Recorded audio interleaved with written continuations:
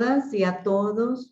Muy Good bienvenidos. morning, ladies and gentlemen. Welcome to this webinar where we are commemorating 100 years of the birth of Roberto Calderon Barcia, the founder of the Latin American Center for Perinatology. Our first guest today is Dr. Hernan Montenegro, who represents the Pan American Health Organization in Uruguay. He will give us the welcome address. So thank you, Hernan, for being with us. You may take the floor. Thank you. Thank you, Suzanne.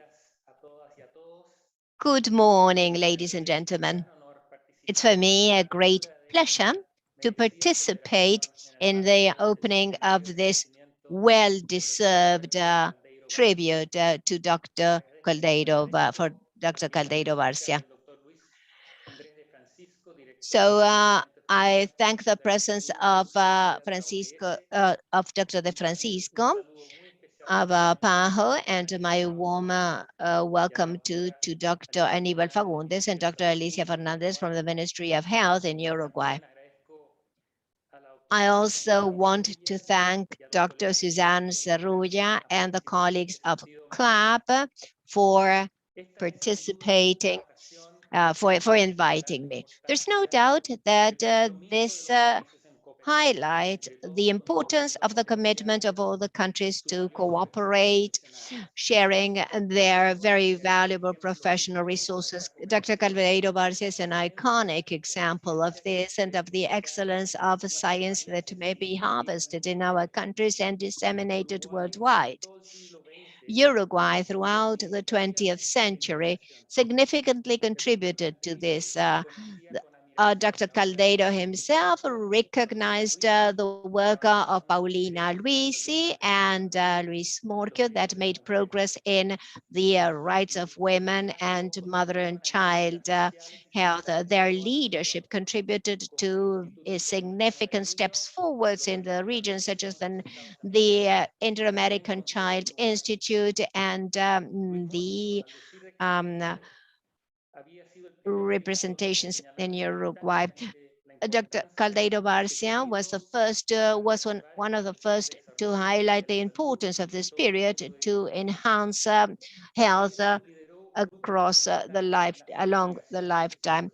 He was a leader in obstetric and fetal wellness and well-being. The service of obstetrics in the School of Medicine is called Bernardo Hussein, a Nobel laureate whom Calderon admired. Today, we are celebrating the 100th anniversary of his birth, contributing to pregnancy and childbirth. Paulo wants to highlight the importance of his work for all the regions through the Latin American Center for Perinatology in agreement with the Ministry of Health and the School of Medicine.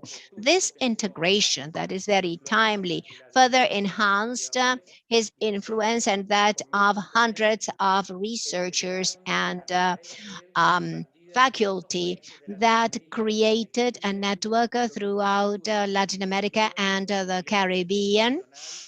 And that is an exceptional contribution. We know that there's always a pending agenda and there is progress to make, but today we celebrate a leader and a committed researcher of the community of the Commonwealth of Nations. His memory renews our commitment to service and the scientific rigor that was so typical of him. Today, we are celebrating the life of a great leader that made significant contributions to public health in the region, very specifically with the Uruguayan national authorities, with all the professionals that continue with the work and with all the representations of Paulo in the countries. Thank you for your attention. Thank you, Hernan. It is truly an example, as you just said, a perfect example of the technical cooperation between countries. And it's a pleasure to have a Uruguayan that was nominated for the Nobel laureate who had a long career that was brilliant. Today, um, we have a significant number of people, including his child, who will be giving the closing remarks of this meeting, Dr. Martin Calderon. And now, let me give the floor for you. Thank you for your words. And now I'll give the floor to Andres de Francisco, who's the director of the Family Promotion of Health and Life course. Andres, thank you. You may take the floor. Thank you, Suzanne. It's really a pleasure to be here at this event that is so important and so emotional because of what it implies. For me, it's a great honor to be celebrating this 100th anniversary of the birth of Dr. Roberto Caldeiro Barcia. And I want to thank Hernan Montenegro, representative of PAHO in Uruguay, Dr. Aníbal Fagundes, Emeritus Professor of the University of the School of Medicine of Campinas, Alicia Fernandez, the Director of the Mother and Child Department in Uruguay, and the colleagues of CLAP, Dr. Susan Sarrulla, Pablo Duran, advisor in Perinator Health, and the rest of our colleagues. Good morning. 50 years ago, perinatal mortality rates in the region were 5 times as high as today's, and the risk of fetal harm during childbirth limited the potential development of children with consequences throughout their lifetime. The health authorities in the region prioritize perinatal health, and perinatal health was seen as an integrated to obstetric work. The PAHO leadership recognized the need to recognize the technical capacity and the scientific knowledge to provide better services of care in the maternities of Latin America and the Caribbean. This coincided in time with international prestige of a group of Latin American researchers led by Roberto Caldeiro Barcia. The Service of Obstetric Physiology of the maternity of the University Hospital in Uruguay was a world pioneer in the study of childbirth and fetal well-being. Dr. Abraham Horvitz, at the time the director of the Pan American Health Organization, offered Dr. Caldeiro Barcia the funding and the organizational support for the group, and they signed an agreement. They signed an agreement of cooperation with the University of the Republic and the Ministry of Health, and thus they created the Latin American Center for Perinatology and Human Development, meant to continue to study and to disseminate knowledge to improve the perinatal and maternal health in the region.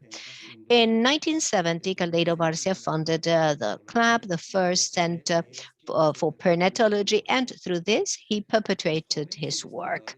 Young researchers trained by Caldeiro maintained their influence in training professionals across Latin America and the Caribbean. The clinical practice with a multidisciplinary approach, including obstetrics, neonatology, midwifery, continued to expand all these years. CLAP cooperated with each of the 35 countries in the region. The new knowledge were reflected in guidelines for the care and sustainable goals at the health departments. Today, we are celebrating the career of one of the people who most contributed to health in the region. His legacy of scientific rigor and his concern for the education and training of future generations, and his commitment to the health of mothers and newborns in 1984 led him to be recognized with the award Abraham Horowitz, that is a distinguished prize in Latin America. Today, we are remembering, we are visionary that from the beginning, this investigated and generously disseminated scientific knowledge, opening the doors to 5 decades of technical cooperation of CLAP and Paulo to continue to improve care in the maternities in the region. We thank you for the opportunity of being part of this participation while we ratify our commitment to continue to move forward in disseminating the life commitment of Roberto Calderon Barcia with the scientific tenets of perinatal health. Thank you. Thank you, Andres. What you say is absolutely relevant. We have the person who first was the director of CLAP and the funder, and the reason why he created this due to his concern with perinatal issues. And now, Andres, now I'm going to tell you a couple of things, making use of such a privileged place that I have, having the honor of being the current director of the Latin American Center for Perinatology, and specifically Women and Reproductive Health Unit. It's an honor. We could spend many hours pointing out the significance of the career, of his career for the health of women and their families. I would like to start with something that Andres just pointed out, and these are the other studies of Calderon and his rigorous studies. As we know, as was well pointed out, we have a new, thanks to that, we have a new look of fetal physiology and delivery. And why was that so important at the time? In the 70s, when we had a demographic transition with a high mortality and with the need to start debating about the institutionalization of a childbirth. That is, that children, that deliveries could take place at hospitals. So we needed to debate how, when was childbirth to take place and who would take care of the woman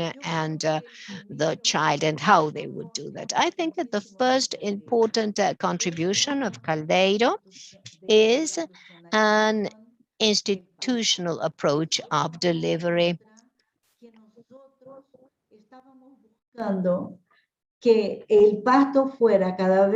We were wanting delivery to be increasingly safe, and to date, an indicator of SDGs is that delivery be in an institution, that a woman have autonomy, but that assisted delivery occur with qualified people. And what is this qualified group?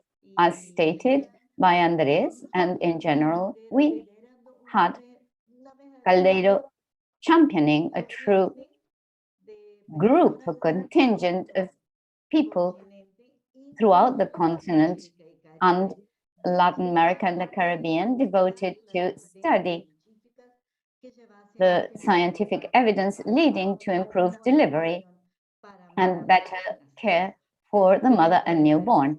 You can look at these iconic pictures of the whole period. In the 70s, as we know,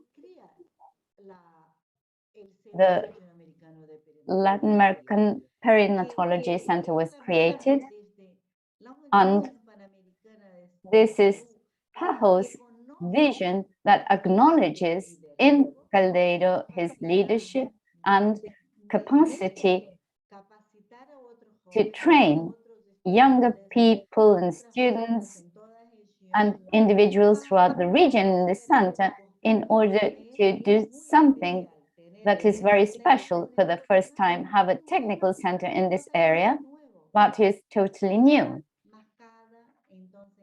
So it was then that perinatology was being born, and this gathers all these elements that surround delivery. Before that, perinatology was understood as something belonging to medical statistics and became something where we're going to work so that this care, prenatal to after delivery care, be based on scientific evidence. With his leadership and training of personnel in the different countries, we levered in CLAP and produced hundreds of professionals that worked in the individual countries in the same direction to make these ideas and evidence, making them institutional with the best interventions for the mother and newborn. This research and the different observations have allowed us to understand the need for systematization and organization of all this. And there we have the origin of what we now call the perinatal information system, as shown on screen, and that is used in over 20 countries. Observation isn't only analysis and data systematization. It's not only for research, it's an element for continuous surveillance, allowing us to have the best evidence. And the most important thing here is that Calderon brought with him, and surely all the people who followed, Professors Fernandez and Paulo, this ethical and humanistic stance. It is for the first time that we have this place where the child is born and doesn't go to a different area, but remains with the mother. Calderon was concerned with the position of delivery, the presence of people present, what we now call a humanistic stance many years later. So his capacity for understanding the needs of women and his deep feelings at ethical level have contributed so that this has become something allowing pioneer institutions in this process, as for example, rubbing in that was done initially in the university hospital and then became a reality throughout Latin America. So we maintain his inspiration and feel part of that saga of health professionals that he has called throughout the region. Furthermore, with this homage, we wish to renew in CLAP, the Latin American Perinatology Center, the commitment with scientific and ethical training that will always be a challenge of solidarity of all those caring for the health of women and children throughout the Latin America and Caribbean region. So, thank you, Andres. Thank you, Nal, for your words. Now, I will hand the floor to the people passing the video made in CLAP that is to be shared with all the people following us and know more about the importance of this Uruguayan throughout the region and for all women and children. Thank you so much, everybody. She gets mixed up with the Portuguese formula for thanking people and laughed about it. Anna, the floor is yours.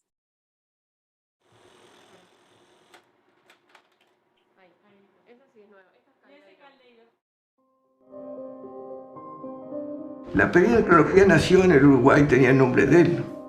Él estaba convencido de que el desarrollo de un país se basaba en el desarrollo de la investigación. Calderon era un investigador nato y un docente excepcional. Exigente, Una persona muy meticulosa. muy afable. Tenía muy claro la noción de equipo. Un gran motivador de gente. Un líder. En el recorrido de las investigaciones de Calderon Barcia se distinguen 3 etapas. La primera se acercó al estudio de la fisiología del trabajo de parto. La segunda se dedicó a conocer la salud fetal. Y la tercera hizo énfasis en el parto humanizado. Elementos como fue en su momento las unidades Montevideo, descritas por primera vez en Uruguay, por eso se llamaron unidades Montevideo, y que uno cuando viaja y va a congresos internacionales en cualquier parte del mundo y hablamos de fisiología, hablan de las Montevideo Units. Estos registros son viejazos, mira lo que son estos. Esto es una contracción. Él medía las unidades Montevideo en esto, en el tiempo. Cuando más alto era más la intensidad del trabajo parto, por decirlo. Eso permitió diagnósticos, decir, bueno, hasta acá es normal, a partir de acá actúen porque está pasando algo.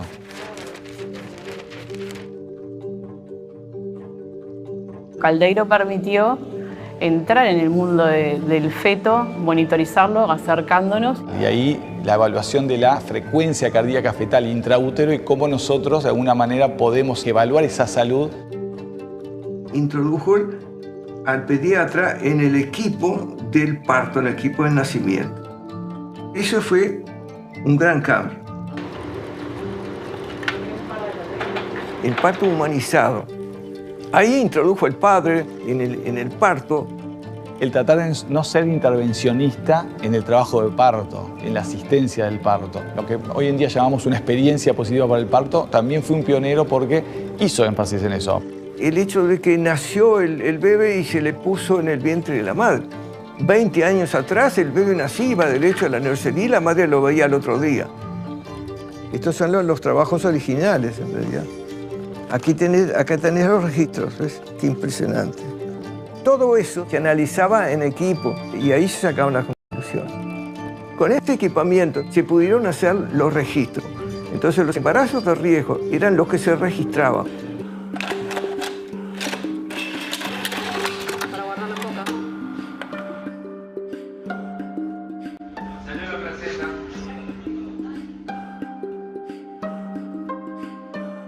El otro cambio también muy importante es el seguimiento. Entonces Calderon instituyó un equipo de seguimiento integrado por psicólogos, neuropediatras que era yo, pediatra que era Fonseca, y se hacía el seguimiento de esos niños para ver las consecuencias y la evolución del embarazo y del parto.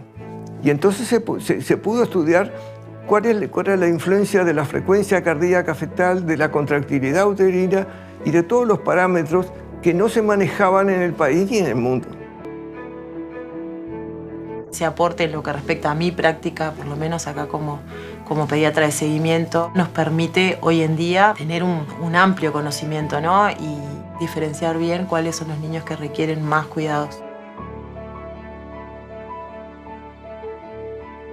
Esto ya es una publicación de la OPS. CLAP. Año 1973. Como escuela se formó toda Latinoamérica, en la parte de perinatología se formó acá, en Montevideo. Esto permitió, digamos, que se pudieran tomar medidas con más antelación y por mucha gente. A partir de los estudios de Calderon Barcia y de esta línea que él inició, se ha logrado un gran descenso en la morbilidad y en la mortalidad neonatal. Se toman decisiones ahora pensando también en el feto cuando antes eso no sucedía. Para obtener un recién nacido lo más sano posible y eso repercute en toda su vida.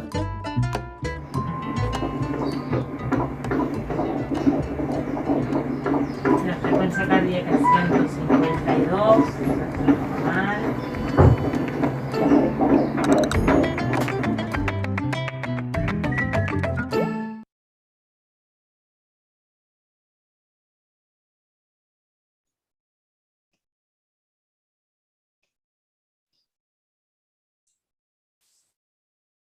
Buenos días a todos. Good morning, everybody. I'm Ana Artigas. I'm communicator in CLAP, and we will now introduce the panelist, Dr. Aníbal Faúndez, who is Emerit Professor in Campinas State University and Senior Research in SEMICAM Research Center in Reproductive Health there. Dr. Faúndez will refer to the impact of Caldeiro Barcia in the region. Our other panelist is Dr. Paulo Duran, Regional Advisor in Perinatal Health for PAHO, and he will speak of the future of perinatology. The floor is yours, Dr. Faúndez. Thank you so much, Anna. The truth is that I haven't prepared anything. I will just tell you what I've been reflecting upon all these days. I will discuss that specifically then. Caldeiro, from the standpoint of somebody who was very familiar with him, was somebody who had an internship with Bernard José in Buenos Aires, and when he returned, Hermógenes Álvarez, who was studying uterine contractility, asked him to work together with him, and they created the obstetric physiology department that was just a ward in the children's hospital, in Pereira Rosell Hospital. When the University Clínicas Hospital was founded in the University of the Republic in Uruguay, they gave them a whole floor for obstetric physiology, and that enabled Caldeiro, together with Hermógenes Álvarez, to expand their research on uterine contractility. In turn, these publications became increasingly important and well-known. So OAS was giving internships for Latin America and the Caribbean, so young physicians could go to work with Caldeiro and Álvarez and learn to conduct research apart from learning uterine physiology. In the 60s, I had the chance to be one of the interns there, and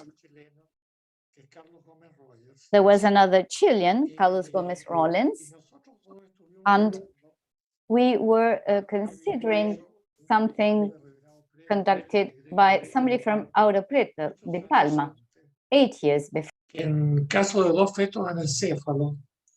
That in the case of two anencephalous fetuses, they recorded the fetal heart rate, injecting an electrode under the fetus's skin, and they registered the fetal heart rate of two anencephalous twins that ended up dying. And with that, they could verify whether those were the changes in fetal heart rate that anteceded death.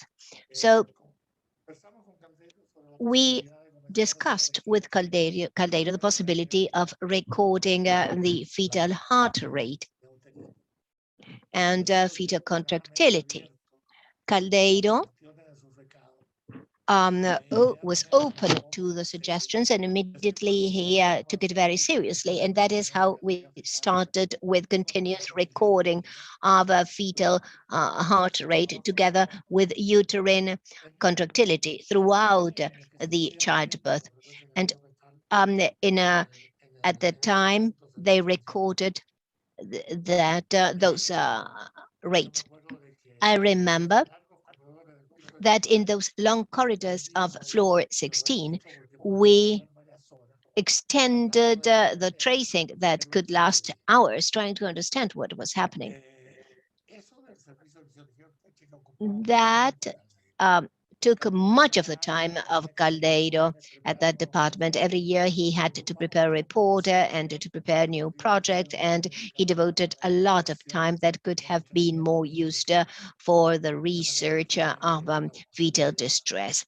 So the possibility of creating a whole institution that would give stability to the service implied saving a lot of energy and a lot of hours to Caldeiro, that instead of having to devote it to prepare new projects every year for different agencies, could devote it to conducting research and educating people. The way I interpret Caldeiro's role in the field of perinatology in Latin America, in my view, on the one hand, Caldeiro, there's no doubt that through his research, provided new knowledge that have been of utmost importance for the care of the fetus and the newborn, and in reducing the perinatal mortality rates. But also, he played a fundamental role in training people. Hundreds of people from across the region went first to the Department of Obstetrics and then to CLAB. So many people were trained under the direct oversight of Caldeiro, who was very, very concerned about ensuring that everybody with a grant there would learn to be critical and to conduct serious research, and having an extremely critical vision of each of the interpretations that we could take, observations during research.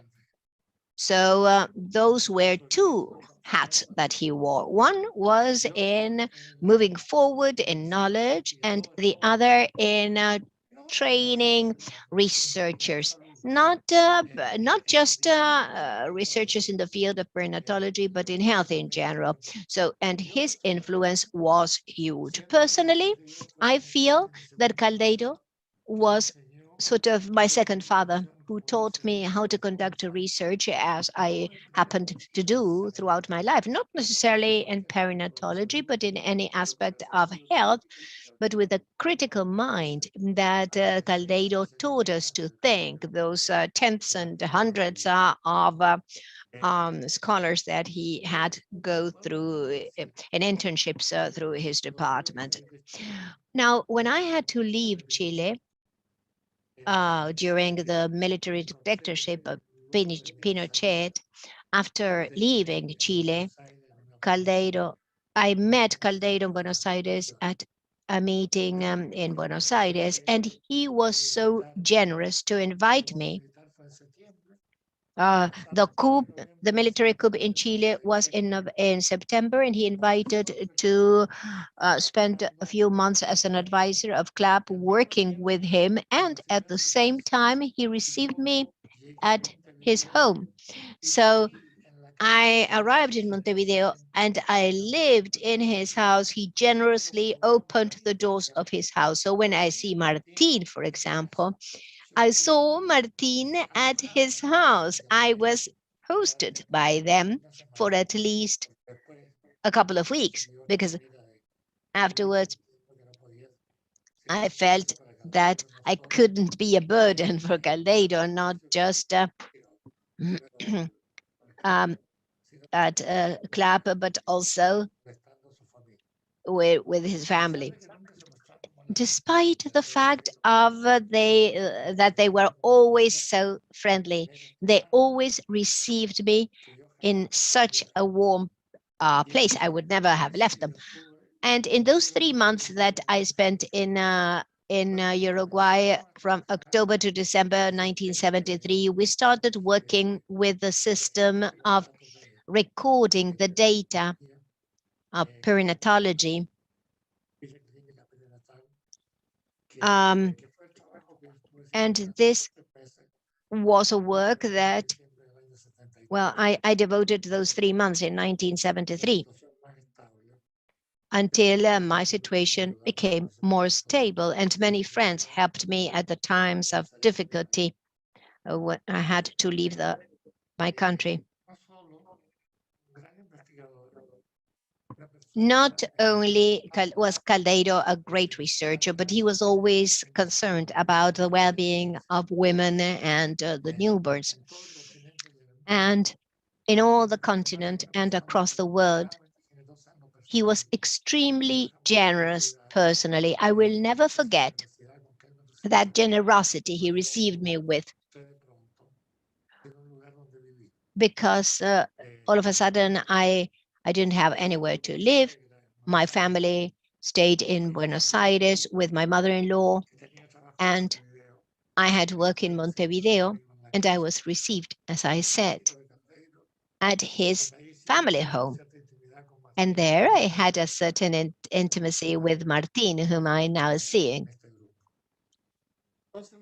And so what I can say about him is that not only was he a great researcher, not only was he a person that gave the world new knowledge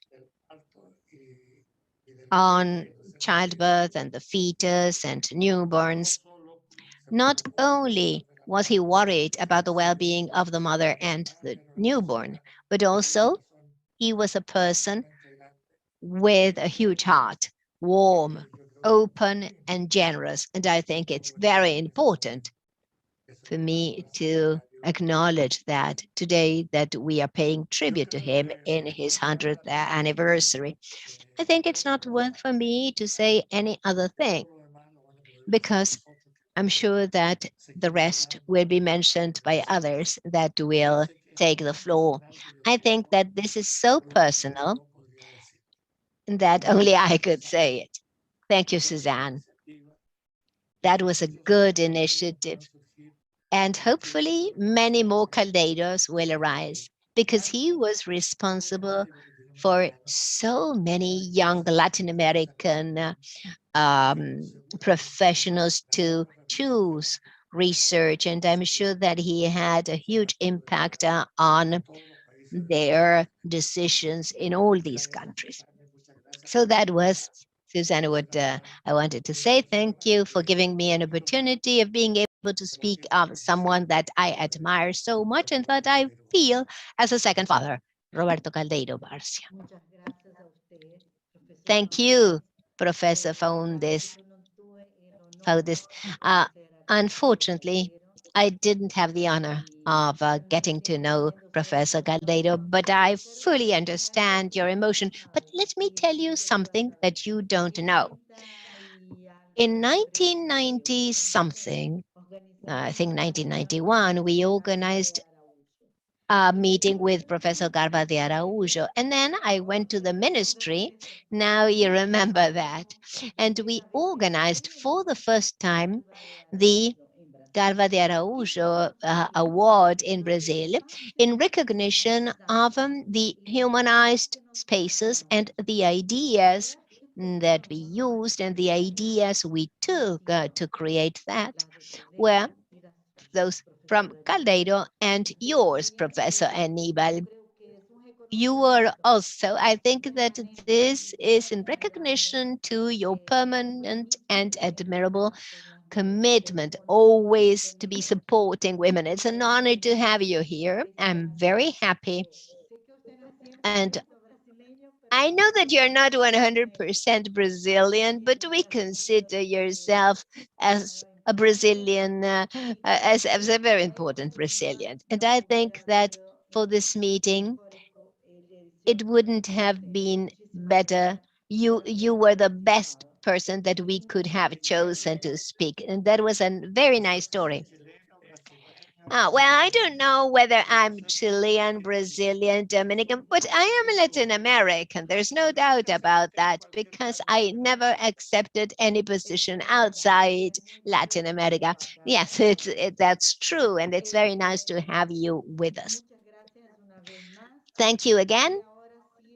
And now I have the honor and the joy to invite Dr. Alicia Fernandez, who's with us.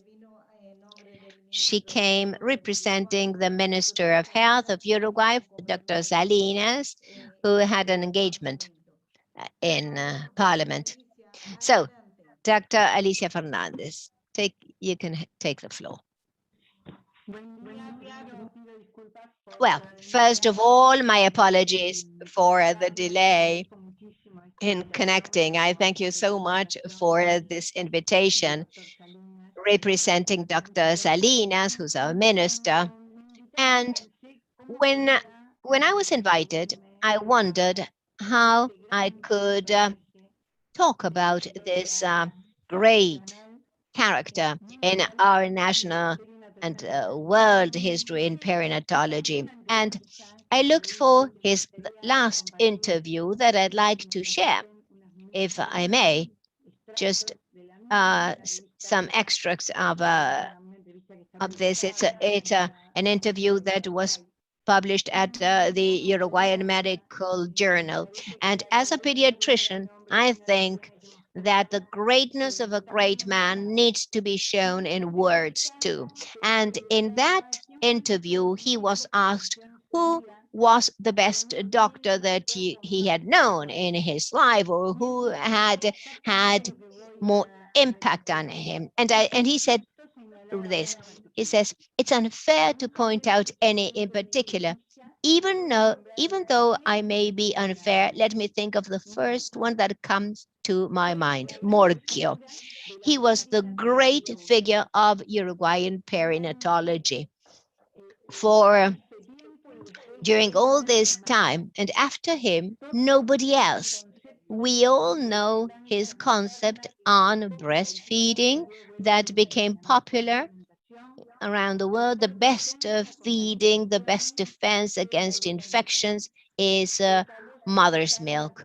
The colostrum that is produced the first days has antibodies and lymphocytes that will help the newborn's immune system. That was a revolutionary concept at the time, and only now, in the midst of a great technological revolution, we can gauge its importance. I think that he was a great man. And this interview, that was the last one that he gave, because he died in 1996, I think that systematized really the recognition that he had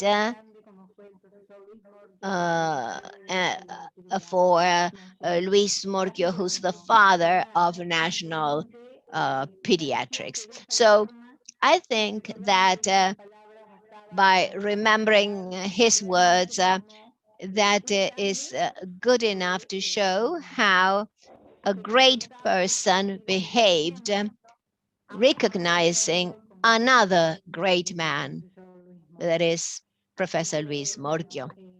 So I got to meet him, of course, but he was already a senior man.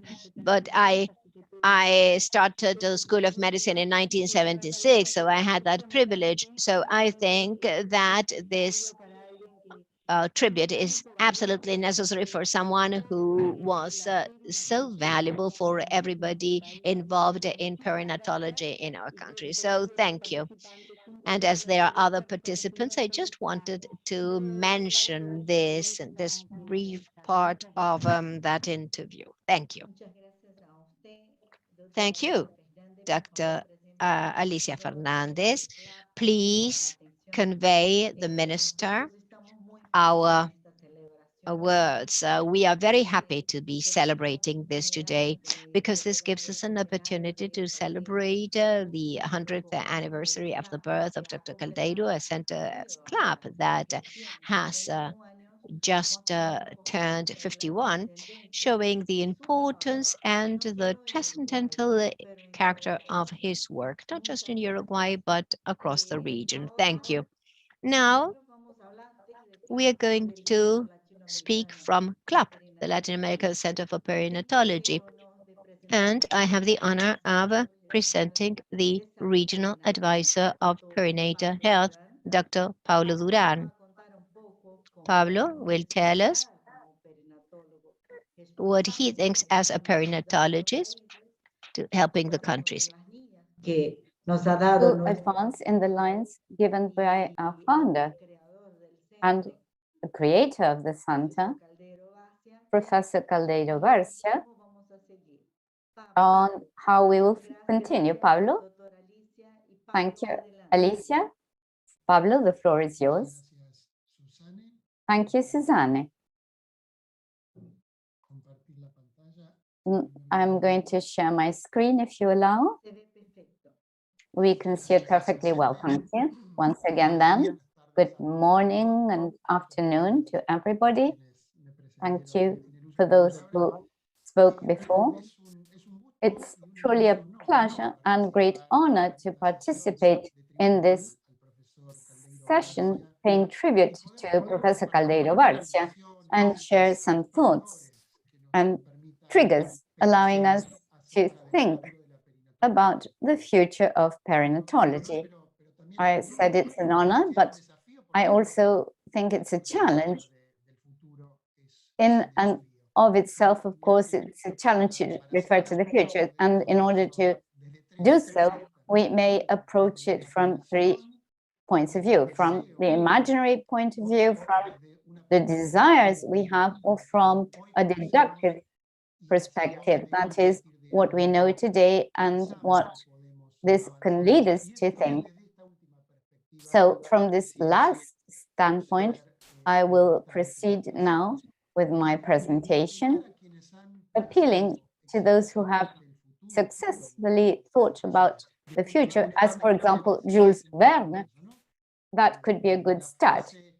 There is this quote we have on screen where he refers to the inclusion of objects such as the automobile, the submarine, or balloon before they existed is important, because the reference in particular, he says, when I spoke of them in my books as real things, they were half invented already. And in this presentation, that is a good starting point that I believe has its interest. So the proposal is to be able to consider what has already been half invented, that in relation to perinatology can allow us to think about the future. And none of us would have imagined 50 years ago, if we had seen this TV program, that we could have video conferences and gym lessons at a distance as we have today. So from this standpoint, I will now pass on to a different element that will frame my presentation. We know that perinatology as a scientific discipline related to health includes both science and art. And because we will refer to the future on the timeline, the second item is related to a historical prospect of epistemology from Kuhn's standpoints of scientific revolutions and normal science. We know that in this context, scientific thought is based on expectations supported by regularity, simplicity, and the certainty in the phenomena and in our interventions. After that disciplinary or scientific exercise, and in this sense, the normal science process occurs in agreement with these concepts, where the focus is basically on supporting knowledge and the action that is based on regularity and scientific statistic distribution. But however, from Kuhn's standpoint last century, we would require a conceptual adjustment. So I'm going to focus on the second item, that is this concept regarding what we know as post-normal science, concept initially posed by Fitowicz and Ravitz, that frames post-normal science in the approach of problem resolution in the context of complexity. Insofar as complexity increases, the challenges for decision-making will increase, passing from the application of normal science to the concept of post-normal science, where concepts and cultural values are part of decision making. So, in this sense, regularity, simplicity, and certainty we mentioned in relation to normal science are no longer present in this context. And clearly, the pandemic shows us how, from this epistemological standpoint, many other aspects we will discuss in our presentation set the need for reaching a decision in context of uncertainty. The development of knowledge, we know, has traveled different levels from pathology, physiology, that has been clearly highlighted in prior presentations in the perinatal area, in the figure of Professor Calderon Barcia. We have scientific and technological developments that have allowed us, to see a future, making more important these other levels, not only human, but organ, cells, molecules, the genomic level. And from this standpoint will be the development of this presentation, but not exclusively or in a final way, trying to think using 6 axes to know the future appearance of perinatology. Metabolomics, it is more recent than transcriptomics, genomics, proteomics, and microbiomics, has grown greatly, particularly in perinatology, to such a point that we have new words such as neonatomics when using metabolomics in relation to the newborn.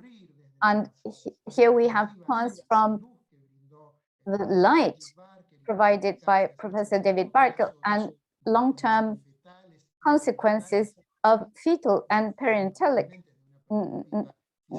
natal conditions from pathophysiological standpoint to this concept of metabolomics as the fundamental aspect in the analysis of metabolites and its association in the prediction of mechanisms such as the triggering of labor and others related to diseases such as diabetes and its relation with obesity and its impact on perinatal issues, functions linked with human milk infections, deficiencies, just by way of examples quoted here. But the microbiome also, the relationship between microorganisms and the genetic material in the human body, and particularly the perinatal microbiome involving the vaginal, placental, and human milk microbiota that will clearly be essential to understand the modulation of the immune response, aberrant colonization in premature babies, cell differentiation, regularization, and regularization of other functions at metabolic and other levels. Current developments will allow us not to focus the approach in what is normal from the statistical and normal science standpoint. The analysis of genetic relationships with techniques such as these GWAS that study the association of the whole genome allow us to approach variations in populations and mutations and the different characteristics, and particularly the variations they may present in different populations. It isn't a single genome that triggers and determines a single outcome, but population variations that current knowledge has already allowed us to classify in databases, allowing us to shine light on premature births and the premature structure, membranes. These repositories allow us today to have very substantial information in decision making. However, inequalities we currently have regarding access and outcomes are likewise present and are alerted, as in this case, in the illusion of inclusion, that is, inequalities that impact on generation of evidence, and as stated in these publications, warn us about the bias in the creation of evidence on genetic basis and underrepresentation of population groups that will lead then to this illusion of inclusion, and that are a great challenge for the development of research and generation of evidence, future evidence. According to the genetic mechanism and the number of genes involved, we know that diseases may vary from monogenic related to a specific gene to others with participation of some genes to diseases that have polygenic participation with more than one gene, where the magnitude of the impact will vary and be expressed in a differential way according to populations. And we have how cystic fibrosis, for example, with a Mendelian inheritance shows certain frequency in the European population, 1 in every 2,000, 3,000 births, and with a less frequent expression in the Afro-American population, 1 in 17,000 births. So having this evidence about polymorphisms in a single population, because they are the most variables. For example, European populations, we see in this chart how the studies are focused on Caucasian populations with underrepresentation of other population groups may be inappropriate, so that in the future we have associations in other populations, and this will clearly be a challenge for the future. But the progress is not only scientific, but also technological in this sense. Developments will allow us to have more screening evidence that will allow us to identify what we need to intervene. But the incidence of technology and the market will be future challenges to be approached. Progress in non-invasive perinatal testing will allow us early interventions, but this is a challenge to be approached in the future. No solo con, como decía, con el desarrollo del ejercicio de la ciencia, sino también con la tecnología, ¿no? Entonces, and this relates not only with science, but also with technology. So science, technology, and treatment have moved forward to provide therapeutic alternatives at an early stage that will certainly go from the experimental phase of development to be part of the common and everyday practice. With an early implementation of these tests under some specific conditions, such as deafness and blindness and other conditions, where we know that early stimuli are essential. We know that in the future, they will enable us to have excellent results. Just as an example, this article that I quote, this is an assay that shows how the transuterine injection of an oligonucleotide on the 13th day of pregnancy in rats permitted to correct an impairment in the splicing of the RNA in a mouse with a congenital severe deafness syndrome. And when this oligonucleotide was injected in the inner ear, it permitted to correct that and to correct the syndrome, so to prevent the loss of the ciliary cells that are involved in the process and to improve hearing.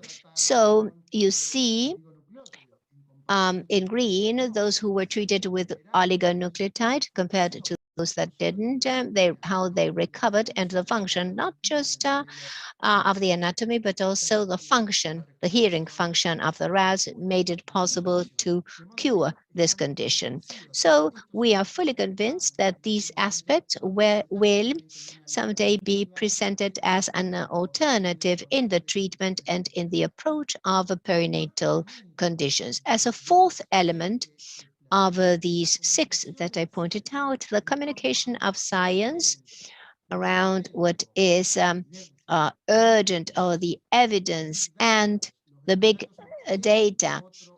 That is another important aspect that we need to see looking forward to the future. I'm sure that these changes around evidence, especially in case of uncertainty, will imply challenges. Here we see the call of the WHO to facilitate, after the Ebola outbreak, to accelerate the communication of evidence processes, and it became much clearer in the context of the COVID pandemic, where the preprints, the publications that have not yet been reviewed by peers, made it possible to access information more quickly. But at the same time, this should be seen as a warning to assess the risks of the quality of evidence, and especially if it's used for decision making based on that. So as we said, it's important to consider the urgent things, but also we need to consider the evidence supporting that information. And this, together with the management of big data, will be in the future a huge challenge. As an example, and in the same line, we have this article that speaks of the combination of genetical data and text mining. That is the data mining, in this case, applied to the texts or the scientific publications. This opens a new door for collaboration and progress that will be essential in the years to come. So the National Library of Medicine of the United States and the PubMed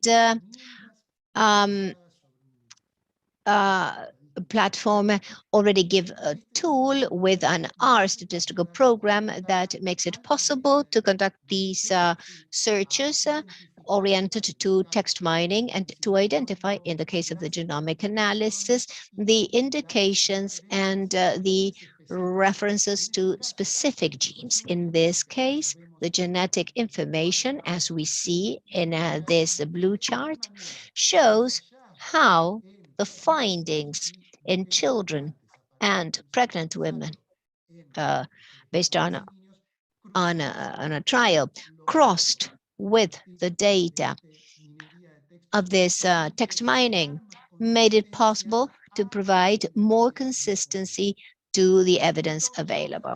This clearly opens a very promising future, but it also opens it also acts as a warning to new challenges. This is a pun, gen ethics, and with this I want to highlight how and to what extent this will imply an ethical challenge. In November 2018, He Xiankui announced that he had manipulated 2 human embryos using a genetic addition technique, use CRISPR, that is nothing less but a sort of cut and paste of fragments of the genome. It's a mechanism that bacteria use naturally for their own adaptation, but it was transformed into a technology, and at present it is applied as a technology for genetic addition. Xiankui, 1 year after announcing this action, he reported it after 1 year of having been reported to make these embryos immune to HIV. He was sanctioned for having skipped all the regulations deliberately. But this opened a discussion that has not been solved, and that I'm sure that we will need to address in future years as to the mechanisms of genetic editing in humans. And in that respect, we know that knowledge and the possibilities are here, but we also have challenges ahead. And this is also valid to other technological progress, and neurotechnology also poses neuroethical issues. And as we see here, we already see the discussion on ethical guidelines for the use of technology on issues related to neurodevelopment. And finally, the sixth component that deals not just with science and technology with an ethical perspective, as we pointed out, but also including the society's perspective. That is the e-health, electronic health, and all its implications. We know that the expansion is highly accelerated, and that from the perspective of promotion and the care of health, the remote accessibility will be of huge development and part of daily life that today are for one part of the society, but not for everybody yet, and not yet with the full potentials that they might have. So I want to highlight the aspects of accessibility and equality. This is essential, but this is clearly a constraint, not so much for development, but also for accessibility. So, closing this reflection, I think that emphasizing the clinical aspect, as we do today at present, but that, as we see here, based on the proposal of this author, accounts for 20% against 80% of the preclinical aspect, the preclinical perspective, where we have the categories such as concept of health, service providers, research, contact, financial models, regulation and oversight, etc. This component, this approach of health seen from the preclinical perspective will be a path that we'll have to follow, that will grow, and will involve both this perspective and other players, inviting us to navigate with certainties and averages as proposed by normal science, but also considering variability. In 2004, Leroy Hood proposed the concept of the 4 Ps. Leroy Hood mentioned the predictive, preventive, personalized, and participative aspects of this approach. So we could move forward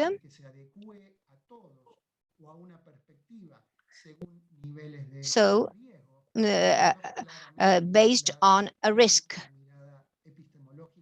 and considering the epistemological look. And then the third stage, personalized, where each individual will be able to benefit through treatments and interventions that are individualized and adapted to these characteristics. So, based on what we saw in this brief path, I think that it is important to promote considering other elements, other players. This publication that was of utmost importance in the 70s and that is still valid about the 2 communities by Nathan Kaplan. He said that there was a need to strengthen the dialogue between the scientific community and the decision makers. that community. So today and in future years, there will be other communities that will require the dialogue and the discussion to be strengthened. Not just the health systems, but technology, but also decision making and the social participation of the people, of individuals, the media, and the ethical and equality issues. So of course, this will have an impact on practice, on teaching, on research and technical cooperation. And in that regard, both CLAP and PAHO, we and WHO, we are already incorporating these aspects of genomic, genetic screening, early diagnosis, but also the ethical aspects that are going to have great implications in the future years. So, in closing the presentation, technology will certainly be, together with scientific development, a great promoter of changes that will contribute to substantial achievements, but also a great engine or motivator of the ethical changes and the technical discussions vis-a-vis science, technology, and healthcare. So we can already do things that previous generations would have considered to be a miracle, as the author said, but certainly these aspects will promote not just a significant development, but also a key early intervention to promote and protect health. Thank you. Thank you, Pablo. So, as we expected, an excellent presentation, highly motivating, because as we have said at CLAP, when we turned 50, you are going to see at the end that we'll speak of the future, and the future speaks of that care, that as the 4 Ps that you mentioned in your talk of prevention, personalization, participation, the 4 Ps. So I think that we are going to see who we are going to ensure people's voice to say what they need. And now we have a very important participation, very emotional, and I think that it has been very beautiful to have him. So Dr. Martin Calderon, who is the youngest child of Dr. Calderon. Yes, the youngest. So Martin, thank you for being there. And go ahead. Thank you, Pablo, for your presentation. Go ahead, Martin. Thank you, Susana. Thank you, Susana. Yes, I'm Roberto's youngest son. We're a large family, and I am very grateful for having been invited to participate. I haven't written anything, but what will I do? Well, just thank. I'm sorry about the image issues. Excuse me. I want to thank people because remembering my father after so long is an honor for all his relatives. And I want to thank Suzanne for this idea as a director of CLAP. I want to thank PAHO representatives in Uruguay, Drs. Montenegro and Fonseca and PAHO, and Dr. Alicia Fernandez on behalf of the Minister of Health. Having all these authorities present is extremely important because it shows the continuity of Roberto's figure. I also wish to thank Dr. Paulo Duran because of his vision of the future of perinatology that is extremely interesting. And Aníbal Faúndez, who's a friend. I remember when he stayed over at home, I was quite small then, but it's all these memories we have with us at family level. I think he's turned off his microphone. I can't hear him. I'm sorry. Well, all these acknowledgements he's had, but oftentimes physicians are remembered and included in the photograph, but not everybody is remembered. And I think it's a good occasion to remember former club staff who were bulwarks contributing to the work done by Roberto, such as Doris, his personal secretary. She recently told me she decided to work with Dad the year I was born. So she devoted her whole life to work. He's again turned off the microphone.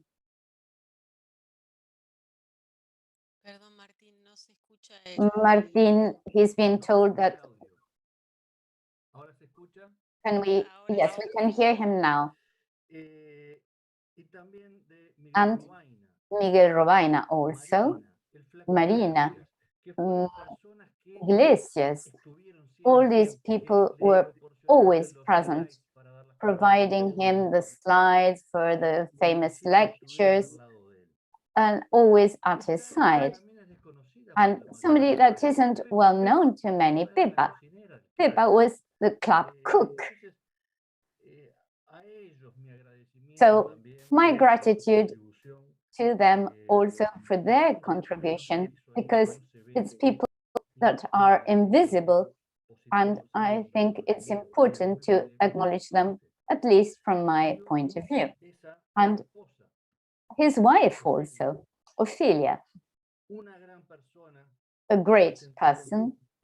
A scientist needs somebody at his side providing support for his work.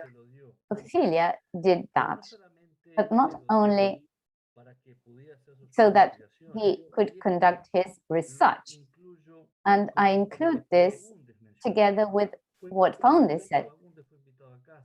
Faundes was invited home. Many people were invited home.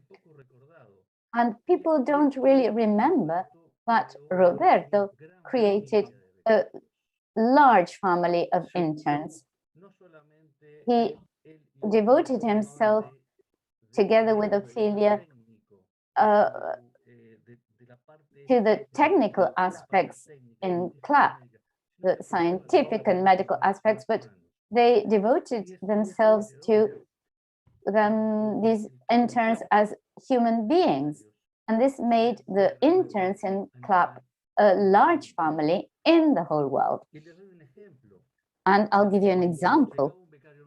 When a new intern came, Dad came and said, Roberto, today you must go and fetch this intern who's coming today.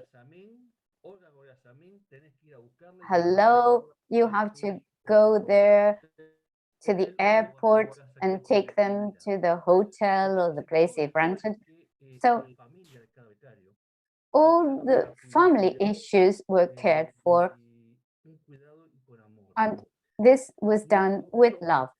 And that is what, when we go abroad, receive. And I've received a lot of this hospitality in different parts of the world, and do so with my own interns. And now, because I have the occasion, I will tell all these people participating in this homage to let you know that next Wednesday we will have the President of the Republic of Uruguay issuing a decree for the creation of the Science Award Roberto Calderon Barcia. It's the first award generated in Uruguay acknowledging the sciences as such. It will be awarded every 2 years and will be announced by the corresponding authorities next Wednesday. To end, I will again thank all the organizers and participants. It's a real pleasure to see so many interns listening, and my greetings to all. Thank you. Thank you, Martin. I think you have given us a brilliant idea. Let's hope that the retransmission of the COVID videos in Uruguay will give us a better place still. Well, the vaccination rate is very high, and maybe we can gather all these people. The celebration of his centenary has only started. There's time to continue with these celebrations. Everybody knows that CLAP, the Latin American Perinatology Center, our meeting room is called Calderon Barcia room, and there we'll be able to host a meeting. I think your father would really like to know that in his place we're caring for the people he started to care. So thank you all, and thank you all. I'm going to ask the participants to open their videos for a final picture, as we usually do. Andres, Aníbal, Alicia, Paulo, Ana, and very particularly, before ending the meeting, I want to thank two people in PAHO and CLAP. First, Ana Artigas, who is our communicator, who has organized this meeting and the video, and we have a lot of material, and it's hard to have a 3-minute video, but she did a very nice thing. And another person who's here, although not present in the videos, that's Dr. Jose Luis Diaz, who we called Pato, who is, of course, a major admirer of Professor Calderon and has helped us all to organize this event. As I said, in CLAP, we are continuing what he has given us as a main element as a founder. We continue as activists to make women's and children's health increasingly better in our region. So thank you all. My greetings. The session is closed. Thank you. See you soon. Thank you. Goodbye. Gracias. Imagino que todas las madres y los niños van a I imagine that all mothers and children will have a greater chance to exercise the rights that we propose. deseados y planificados en virtud de lo que venimos trabajando, que va a haber una importante reducción en la mortalidad de causa prevenible. En ese sentido, en ese vínculo y diálogo entre la evidencia científica y la generación de políticas, creo que el CLAP es donde ha tenido y va a seguir teniendo una incidencia muy importante. O grande desafio seria ter para 2030 alcançar não somente no promédio do país, mas também ao interior de cada país, em cada província, em cada estado, para cada grupo populacional, ter a mortalidade materna por debaixo de 35. Isso eu creio que seria logro muito importante para a saúde e a qualidade de vida da região. O compromisso político dos governos, com a participação das sociedades, das comunidades e com a cooperação técnica, com todas as ferramentas técnicas que temos para apoiar esse processo. La vocación de CLAP es cuidar. Lo que nosotros decimos durante 50 años, y queremos hacer mucho más, es cuidar a las mujeres y a los recién nacidos. ¿Y cómo se cuida bien? El cuidado va desde la promoción hasta la vigilancia y a la atención de la salud. Se cuida bien con buenas prácticas, con humanización de la atención y con el uso de la innovación tecnológica.